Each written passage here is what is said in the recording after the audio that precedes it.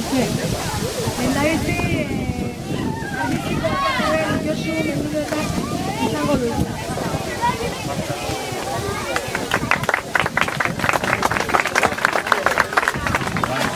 Egun hon guztioi, ongi etorriak, guztiak, aurrak, gurasoak, irakasleak, zuzendariak, kontsellaria, guztioi ongi etorriak, oinez basoaren irekiera festa honetara.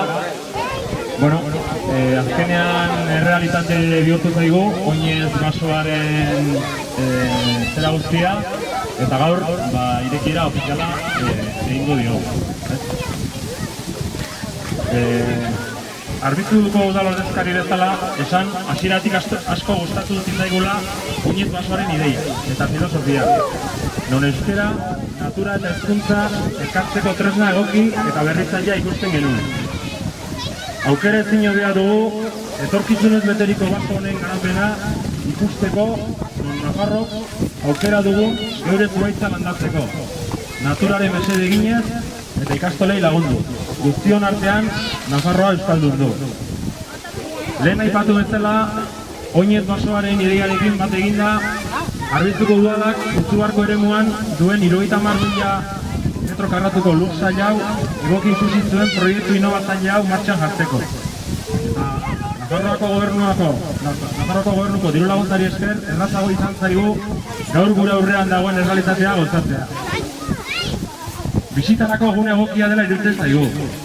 Lagun taldeak, familiak, ikasleak, jubilatuak, edonorentzat irekia.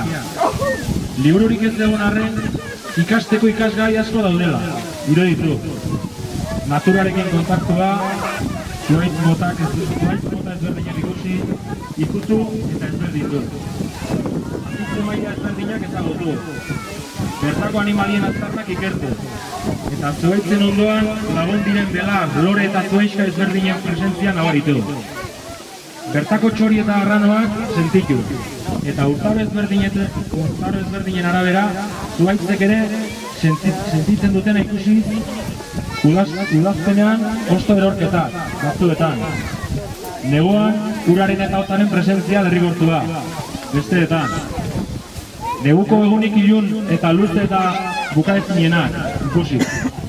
Udaberriko egun lasai eta argietara pausu emanen.